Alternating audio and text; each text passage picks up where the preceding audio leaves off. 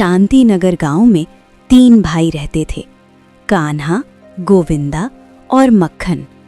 कंधे पर कुल्हाड़ी लेकर लकड़ी काटने निकले थे, पर उन्हें क्या पता था आज जंगल उन्हें काम नहीं किस्मत देने वाला है। लेकिन इन तीनों भाइयों की हालत अंत में ऐसा होने वाला है जो अपने सपनों में भी नहीं सोचा। भैया, आज जंगल कुछ ज्यादा ही शांत लग रहा है। शांत है तभी तो अच्छा है, कम से कम लकड़ी काटते वक्त कोई डर नहीं रहेगा। हाँ, लेकिन पेट भी तो शांत नहीं है, जल्दी काम निपटा लेते तो अच्छा होता। इतना कहकर तीनों भाई आगे बढ़ता है। अचानक मक्खन रुक जाता है। क्या हुआ भैया, रुक क्यों गए? भैया उधर देखो। तीनों की नजर जमीन पर पड़े एक साधु पर पड़ती है। अरे, ये तो कोई साधु हैं। यहाँ जंगल में ऐसे कैसे पड़े हैं? लगता है बेहोश हो गए हैं और बहुत कमजोर हैं। शायद कई दिनों से कुछ खाया पिया नहीं। हाँ, अगर अभी कुछ नहीं किया तो इनकी जान जा सकती है। फिर 3 भाई मिलकर साधु की जान बचाई, पानी पिलाया और अपनी पोटली से रोटी निकालकर उन्हें खिलाई। तुम तीनों कौन हो बेटा, और मेरी जान क्यों बचाई? हम 3 भाई हैं बाबा, मैं कान्हा, ये गोविंदा और ये मक्खन। हम लकड़ी काटने के लिए जंगल आए थे, लेकिन आपकी ऐसी हालत देखकर रुक गए। बाबा, अब आप पूरी तरह स्वस्थ हो चुके हैं, कृपया हमें जाने की अनुमति दीजिए। नहीं बेटा, तुम लोग ऐसे खाली हाथ नहीं जा सकते। शायद तुम्हें पता भी नहीं है तुम लोग आज किसकी जान बचाई है। मैं तुम्हें कुछ देना चाहता हूँ। इतना कहकर साधु बाबा मंत्र पढ़ते हैं। तभी एक कछुआ, एक बकरी और एक कुत्ता प्रकट होता है। कान्हा, ये कछुआ तुम्हारा, गोविंदा ये बकरी तुम्हारा और मक्खन ये जादुई कुत्ता तुम्हारे। पर बाबा, ये तो साधारण जानवर लग रहा है, इससे हम क्या करें? साधारण नहीं है बेटा, ये जादुई है। जब भी तुम सच्चे मन से रात में सोना मांगोगे, ये तुम्हें हर दिन 10 सोने की सिक्के देंगे। लेकिन याद रखना, कभी किसी की बुराई मत करना। धन्यवाद बाबा, हम लोग आपकी सीख कभी नहीं भूलेंगे। इतना कहकर तीनों भाई घर की ओर जाने लगता है। हाँ रे मक्खन, बाबा तो कह रहे थे कि ये जादुई है, पर क्या सच में ये हमें सोना देगा या फिर हम तीनों को ही उल्लू बना गए? अरे भैया, बाबा की आंखों में तो सच्चाई दिख रही थी। भला ऐसे कोई मजाक थोड़े ही करता, वो भी जान बचाने के बाद। पर बात तो गोविंदा भी ठीक कह रहा है। जादू वादू आज के जमाने में कहाँ होता है। कहीं ऐसा ना हो कि हम बस सपने ही बुनते रह जाएं। हाँ भैया, इसीलिए कह रहा हूँ। चलो घर पहुंचकर ही देखते हैं, सच्चाई अपने आप सामने आ जाएगी। हाँ, अगर सच में ये जादुई निकला तो हमारी किस्मत बदल जाए।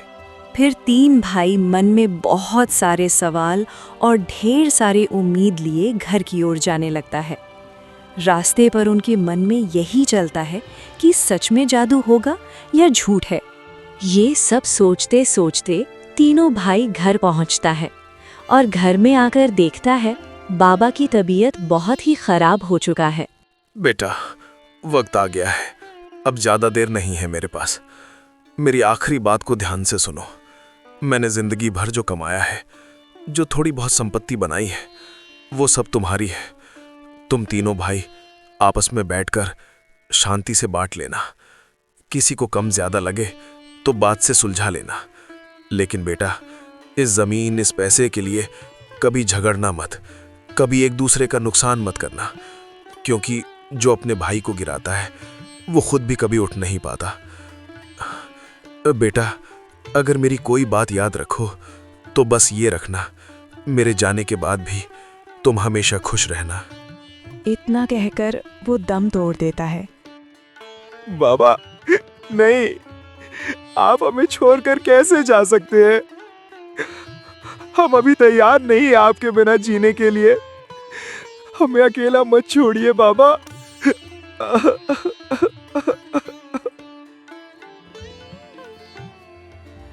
1 महीने बाद तीनों भाई अपनी अपनी जादुई चीज से सोना मांगना शुरू किया और धीरे धीरे सोना इकट्ठा करके उन्होंने अपना अपना अलग घर बना लिया। पिताजी को गुजरे हुए 1 वर्ष पूरा हो चुका है। आज तीनों भाई अपने पिता की संपत्ति को आपस में शांति और बराबर में बांटने के लिए बैठे हैं। देखो, पिताजी की मेहनत की कमाई है, हमें इसे आपस में प्यार से और बराबरी में बांटना चाहिए। सबसे पहले जमीन की बात कर लेते हैं। हाँ बिल्कुल, कुल जमीन जितनी है उसे 3 बराबर हिस्सों में बांट लेते हैं। नाप जोख साफ तरीके से करवा लेंगे ताकि सबको बराबर हिस्सा मिले। मुझे भी यही ठीक लगता है। जो हिस्सा जिसको मिले वो उसी का होगा, कोई भेदभाव नहीं। अब घर की बात कर लेते हैं। हम तीनों के पास अपने अपने अलग घर हैं, इसलिए इस घर की पहले सही कीमत लगवा लेते हैं। उसके बाद 2 तरीके हो सकते हैं, या तो हम तीनों मिलकर इसे बेच दें और जो पैसे मिले उन्हें बराबर बांट लें, या फिर अगर हम में से कोई एक इस घर को रखना चाहता है तो वो बाकी दोनों भाइयों को उनके हिस्से की बराबर रकम दे दे। कई घंटों तक बंटवारे की बातचीत चलती है। आखिरकार आपसी सहमति से सब कुछ तय हो गया और मामला शांति से समाप्त हुआ और तीनों भाई अपने अपने घर चला गया। रात होते ही तीनों भाई अपनी अपनी जादुई चीज से जरूरत भर सोना मांगते और उसी से अपना गुजारा करते थे। लेकिन गोविंदा ने इसी पैसों से गरीबों की मदद करती, जिसके लिए लोग गोविंदा की बहुत ही चर्चा और इज्जत करती थी। अब यहाँ से ही कहानी का असली मजा शुरू होता है, इसीलिए अब ध्यान से देखो।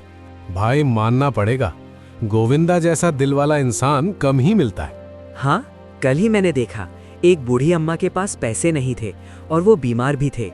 फिर गोविंदा ने बिना कुछ सोचे समझे बूढ़ी अम्मा को पैसा दे दिए। सच में दिल का बहुत अच्छा है वो। पैसा होते हुए भी घमंड जरा भी नहीं है। आजकल कौन इतना सोचता है दूसरों के लिए, सब अपने अपने में लगे रहते हैं। इसीलिए तो लोग उसकी इतनी इज्जत करते हैं। उसने पैसे का सही इस्तेमाल किया है। भगवान उसे और तरक्की दे। ऐसे इंसान से ही समाज में भलाई फैलती है। ये सारी बातें गोविंदा का बड़ा भाई कन्हा सुन रहा था। उसी दिन रात कान्हा मक्खन के घर जाते हैं। क्या रे कान्हा, इतनी रात मेरे घर, कुछ हुआ है क्या? बहुत कुछ हुआ भाई, हर जगह बस गोविंदा की ही चर्चा। आज फिर गांव में सब लोग गोविंदा की तारीफ कर रहे थे। तू कहना क्या चाहता है? अरे मूर्ख, हम दोनों का तारीफ तो कोई नहीं करता। जादुई चीज तो हम दोनों के पास भी है, पैसा भी है। सच कहूं तो मुझे ये सब देखकर जलन हो रहा है। अगर ऐसे ही चलता रहा तो लोग हमें कौन पूछेगा, हमारी इज्जत मिट्टी में मिल जाएगी। हाँ, ये तो तुम सही कह रहे हो, लेकिन ऐसे भी हम क्या कर सकते हैं? कुछ करना होगा, नहीं तो वो हमसे बहुत आगे निकल जाएगा। सुन, मेरे पास एक जबरदस्त आइडिया है। अगर गोविंदा की बकरी को रात में चुरा लें और उसको मार के फेंक दिया तो ना रहेगा बांस और ना बजेगी बांसुरी। हाँ, ये जबरदस्त आइडिया है और यही सही रहेगा। हमें देर नहीं करनी चाहिए। आज रात ही कुछ करते हैं ताकि कल से उसकी इज्जत मिट्टी में हो। उसी दिन रात कान्हा और मक्खन गोविंदा के घर पहुंचा और वहां से उसकी जादुई बकरी उठाकर भाग गया और उसे मारकर फेंक दिया।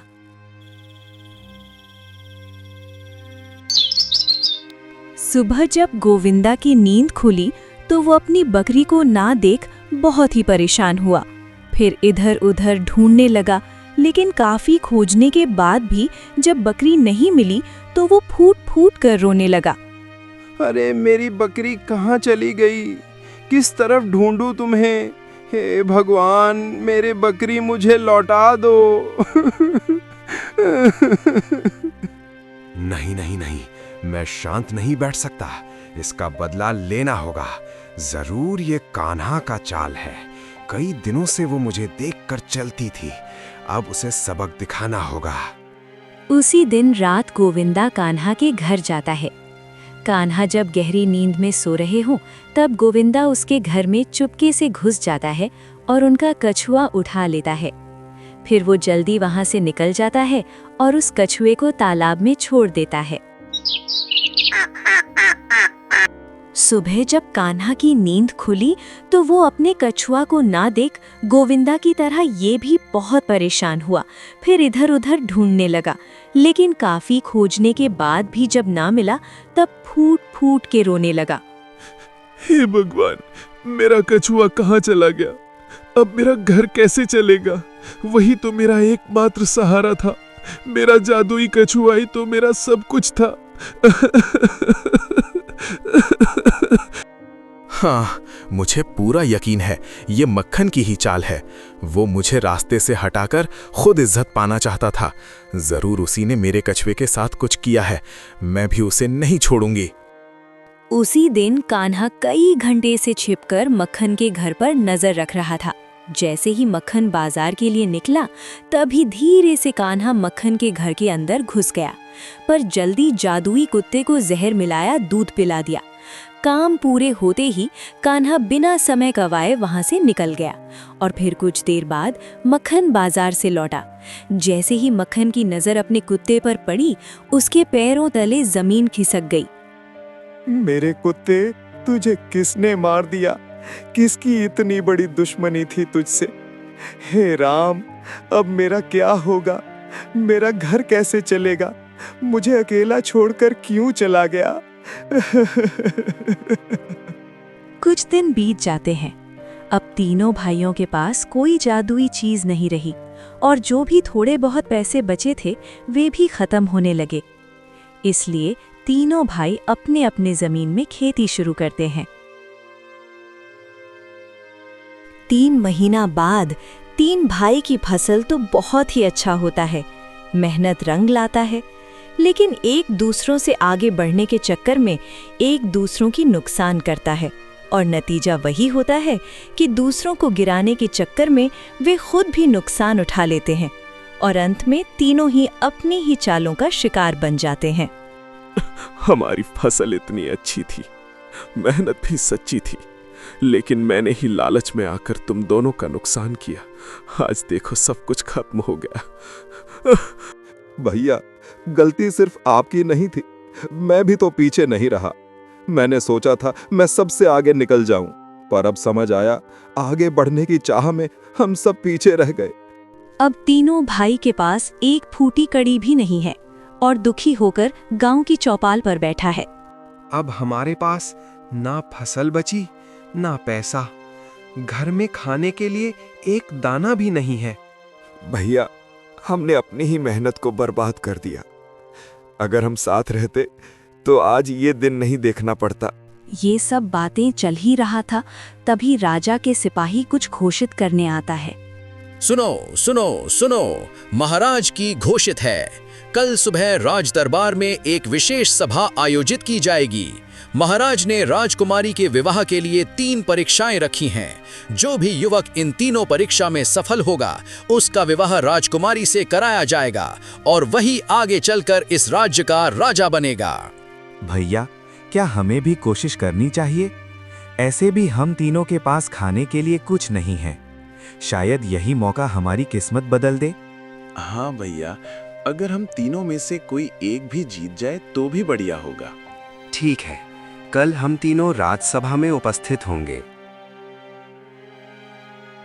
फिर अगले दिन सुबह होते ही तीनों भाई राजमहल की ओर जाने लगे। चलो अब आगे देखते हैं, क्या ये तीनों भाई परीक्षाओं में सफल हो पाएंगे? क्या इनमें से कोई एक राजा बन पाएगा? प्रणाम महाराज, हम तीनों परीक्षा देने आए हैं। मैं गोविंदा, ये मक्खन और ये कान्हा। अच्छा, तो तुम्हारा पहला परीक्षा होगा बुद्धि का। राज पंडित, इन तीनों को सवाल पूछो। पहला सवाल गोविंदा के लिए। बताओ, अगर तुम्हें एक ऐसा कमरा दिया जाए जो पूरी तरह अंधेरा हो और तुम्हारे पास सिर्फ एक माचिस की तीली हो, तो तुम पहले क्या जलाओगे? दीपक, मोमबत्ती या लकड़ी? महाराज, मैं सबसे पहले माचिस की तीली ही जलाऊंगा, क्योंकि उसके बिना दीपक, मोमबत्ती या लकड़ी कुछ भी नहीं जल सकता। बहुत बढ़िया, ये समझदारी का उत्तर है। अब ये मक्खन के लिए बताओ। एक आदमी बारिश में भीगता हुआ बिना छाता, बिना टोपी और बिना किसी ढक्कन के 10 मिनट तक खड़ा रहता है, फिर भी उसके सिर का एक भी बाल गीला नहीं होता। ऐसा कैसे? क्योंकि उस आदमी के सिर पर बाल नहीं है, वो आदमी गंजा है। हाँ, ये सही उत्तर है। अब मक्खन बताओ, यदि तुम्हें एक ऐसा संदूक दिया जाए जिसमें सोना, चांदी और हीरे भरे हों, लेकिन उसे खोलने की सिर्फ एक ही चाबी हो, तो तुम सबसे पहले क्या खोलोगे? संदूक, ताला या ढक्कन? महाराज, मैं सबसे पहले अपनी आंखें खोलूंगा, क्योंकि जब तक मैं आंखें नहीं खोलूंगा न संदूक दिखाई देगा, न ताला और न ही ढक्कन। हाँ, बहुत बढ़िया। तुम तीनों के पास बुद्धि तो है। तुम तीनों ने ही पहले परीक्षा में पास हो गए। अब होगा तुम्हारा दूसरा परीक्षा। इस बार मैं सवाल करूंगा। मान लो तुम्हें राजा बनने का अवसर दिया जाए, लेकिन शर्त यह हो कि तुम्हें अपने दोनों भाइयों को राज्य से दूर भेजना होगा। तुम क्या निर्णय लोगे? महाराज, जो गद्दी भाइयों को अलग कर दे वो मेरे लिए बोझ है। मैं ऐसा राज्य नहीं चाहता जहां अपनों का साथ छूट जाए। हाँ, ये सही बोला तुमने। अब बताओ, यदि तुम्हें पता चले कि तुम्हारा अपना मित्र राज्य के खिलाफ कोई गलती कर रहा है और उसे दंड देने से तुम्हारा दिल दुखेगा, तो तुम क्या करोगे? महाराज, सच्चा मित्र वही है जो गलत राह पर रोके। मैं पहले उसे समझाने की कोशिश करूंगा, लेकिन यदि वो ना माने तो न्याय के लिए उसे दंडित करूंगा। ये विचार भी ठीक है। अब तुम बताओ, मान लो राज्य में भयंकर अकाल पड़ जाए, राज भंडार में सिर्फ इतना अन्न बचे कि या तो तुम्हारा परिवार सुरक्षित रह सके या पूरी प्रजा में थोड़ा थोड़ा बांटा जा सके। तुम क्या निर्णय लोगे? महाराज, मेरा परिवार भी इसी प्रजा का हिस्सा है। यदि प्रजा भूखी रहेगी तो हमारा सुख भी अधूरा होगा। मैं अन्न को बराबर बांटने का आदेश दूंगा, चाहे हमें कम ही क्यों ना मिले। हाँ, सही उत्तर। तुम तीनों नए के परीक्षा में भी पास हो गए। अब तुम्हारा अंतिम परीक्षा। तुम तीनों को मैं एक एक पर्ची दूंगा और उन पर्ची तुम लोगों को संभाल के रखना होगा और 1 महीना बाद उस पर्ची को राजमहल लेकर आना है। ये है तुम तीनों का अंतिम परीक्षा। फिर महाराज इन तीनों भाई को एक एक पर्ची देता है और ये तीनों भाई पर्ची लेकर यहाँ से चला जाता है। कोई है? मुझे थोड़ा सा अन्न दे दीजिए। सुबह से कुछ नहीं खाया है। भगवान आपका भला करेगा। थोड़ा सा अन्न मिल जाए तो बड़ी कृपा होगी। तुम हट्टा कट्टा लग रहे हो। भीख दे सकता हूँ, लेकिन एक काम कर दो तो बहुत सारा खाना और पैसा दूंगा। क्या काम करना होगा बताओ? दाएं तरफ वाले घर में एक पर्ची है, उस पर्ची को चुराकर मेरे पास ले आओ, फिर मैं तुम्हें बहुत सारे खाना और पैसा दूंगा। नहीं साहब, मैं भिखारी हूँ, पर पेट भरने के लिए किसी का गलत काम नहीं कर सकता। भूखा रह लूंगा, लेकिन चोरी या धोखा नहीं करूंगा। फिर भिखारी इतना कहकर वहाँ से दूसरे घर की ओर चला गया। कोई है? मुझे थोड़ा सा अन्न दे दीजिए। सुबह से कुछ नहीं खाया है। भगवान आपका भला करेगा। थोड़ा सा अन्न मिल जाए तो बड़ी कृपा होगी। तू मेरा एक काम करेगी तो मैं तुझे बहुत सारा खाना और पैसा दूंगा। क्या काम करना होगा बताओ? इस घर की दाईं तरफ जो घर है वो मेरा भाई का घर है। उस घर में एक पर्ची है। उस पर्ची को चुरा के तुझे मुझे देना होगा, तब तुझे मैं बहुत सारा खाना और पैसा दूंगा। नहीं साहब, मैं भिखारी हूँ, पर पेट भरने के लिए किसी का गलत काम नहीं कर सकता। भूखा रह लूंगा, लेकिन चोरी या धोखा नहीं करूंगा। फिर भिखारी इतना कहकर वहाँ से दूसरे घर की ओर चला गया। कोई है? मुझे थोड़ा सा अन्न दे दीजिए। सुबह से कुछ नहीं खाया है। भगवान आपका भला करेगा। थोड़ा सा अन्न मिल जाए तो बड़ी कृपा होगी। तू मेरा एक काम करेगी? उस बाएं घर में मेरा बड़ा भाई रहता है। उस घर से एक पर्ची चुराकर मुझे लाकर दे सकती है, तो तब तुझे मैं बहुत सारा खाना और पैसा दूंगा। जी भर कर खाना। नहीं साहब, मैं भिखारी हूँ, पर पेट भरने के लिए किसी का गलत काम नहीं कर सकता। भूखा रह लूंगा, लेकिन चोरी या धोखा नहीं करूंगा। इतना कहकर भिखारी वहाँ से चला जाता है। फिर 1 महीना बीत जाता है और तीनों भाई पर्ची लेकर राजमहल की ओर जाने लगता है। महाराज, हम तीनों आपकी दी हुई पर्चियां सुरक्षित रूप से संभाल कर लाए हैं। पूरे 1 महीने तक हमने इन्हें बड़ी जिम्मेदारी और सावधानी से रखा। अब हम आपके समक्ष उपस्थित हैं। कृपया निर्णय कीजिए कि इस अंतिम परीक्षा में हम तीनों में से कौन सफल हुआ है।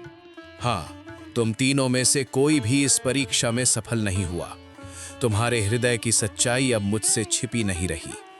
जो भिखारी तुम्हारे पास भीख मांगने आया था वो साधारण भिखारी नहीं बल्कि मेरा गुप्तचर था। उसी ने मुझे तुम्हारे आचरण की पूरी जानकारी दी। तुम तीनों में बुद्धि भी है, परिश्रम करने की क्षमता भी है, लेकिन एक दूसरे को नीचे गिराने की प्रवृत्ति ने तुम्हें कभी आगे बढ़ने नहीं दिया। आपसी ईर्ष्या और स्वार्थ के कारण तुम अपने ही मार्ग के बाधक बन गए। ऐसे स्वभाव वाले व्यक्ति राज्य के योग्य नहीं हो सकते। तुम तीनों ने विश्वास को तोड़ा है, इसलिए तुम तीनों दोषी हो। सिपाहियों, इन तीनों को कारागार में बंद कर दो। एक छोटे से गांव में जहां चारों ओर हरे भरे खेत और मिट्टी की सौंधी खुशबू फैली रहती थी, वहां एक गरीब किसान रहता था। उसका नाम रामू था। रामू के पास ज्यादा जमीन नहीं थी, बस थोड़ी सी बंजर सी धरती और एक पुराना हल। लेकिन उसके दिल में मेहनत और उम्मीद की कोई कमी नहीं थी। हर सुबह सूरज निकलने से पहले ही रामू उठ जाता। वो अपने छोटे से कच्चे घर के बाहर खड़ा होकर आसमान की ओर देखता और भगवान से प्रार्थना करता, आज का दिन अच्छा हो। फिर अपने बैलों को लेकर खेत की ओर निकल पड़ता। गांव के कई लोग उसका मजाक उड़ाते थे, कहते, इतनी सूखी जमीन में क्या उगाएगा रामू, मेहनत बेकार है। लेकिन रामू चुप रहता। उसे विश्वास था कि सच्ची मेहनत कभी खाली नहीं जाती। एक साल गांव में भयंकर सूखा पड़ा। कुएं सूख गए, तालाबों में दरारें पड़ गईं और किसानों की फसलें बर्बाद हो गईं। लोग निराश हो गए। कई परिवार शहर की ओर काम की तलाश में निकल पड़े। रामू के पास भी कुछ खास नहीं बचा था। घर में अनाज कम था, पैसे तो पहले ही नहीं थे। उसकी पत्नी ने धीरे से कहा, अब क्या होगा? रामू ने मुस्कुराकर जवाब दिया, जब तक हाथ पैर सलामत है, उम्मीद जिंदा है। उसने हार मानने के बजाय कुछ अलग करने का निश्चय किया। उसने अपने खेत के एक कोने में छोटा सा गड्ढा खोदना शुरू किया। रोज थोड़ा थोड़ा खोदता। गांव वाले फिर हंसते, पानी नहीं है और ये कुआं खोद रहा है। दिन बीतते गए, धूप तेज होती गई, लेकिन रामू ने फावड़ा चलाना बंद नहीं किया। उसके हाथों में छाले पड़ गए, शरीर थक गया, पर मन नहीं टूटा। एक दिन अचानक फावड़े की चोट के साथ नीचे से ठंडी नमी महसूस हुई। रामू ने तेजी से मिट्टी हटाई और कुछ ही देर में वहां से पानी की हल्की धार निकलने लगी। रामू की आंखों में खुशी के आंसू आ गए। उसने जोर से पुकारा, पानी, पानी मिल गया। धीरे धीरे वो छोटा सा गड्ढा एक कुएं में बदल गया। उस पानी से उसने अपनी थोड़ी सी जमीन सींची। जहां बाकी खेत सूखे थे, वहां रामू के खेत में हरियाली झलकने लगी। गांव के लोग हैरान थे। जो लोग पहले हंसते थे, वही अब सलाह लेने आने लगे। रामू ने किसी से बदला नहीं लिया। उसने अपने कुएं का पानी गांव वालों के लिए भी खोल दिया। पानी सबका है, वो कहता। उस साल भले ही फसल कम हुई, लेकिन रामू का खेत बच गया। अगले साल जब बारिश अच्छी हुई तो रामू की जमीन ने 2 गुनी फसल दी। धीरे धीरे उसकी हालत सुधरने लगी। लेकिन रामू कभी घमंडी नहीं बना। वो पहले जैसा ही सरल और मेहनती रहा। उसने अपने बच्चों को भी यही सिखाया कि किस्मत पर नहीं, मेहनत पर भरोसा करो, और अगर रास्ता बंद लगे तो नया रास्ता खुद बनाओ। गांव में आज भी लोग उस किसान की कहानी सुनाते हैं, उस गरीब किसान की जिसने हालात से हार नहीं मानी, जिसने सूखी धरती में भी उम्मीद का पानी खोज लिया, और जिसने साबित कर दिया कि सच्ची ताकत धन में नहीं बल्कि हिम्मत और मेहनत में होती है। गांव में रामू किसान की मेहनत और ईमानदारी की चर्चा दूर दूर तक फैल चुकी थी। उसका छोटा सा कुआं अब पूरे गांव की उम्मीद बन गया था।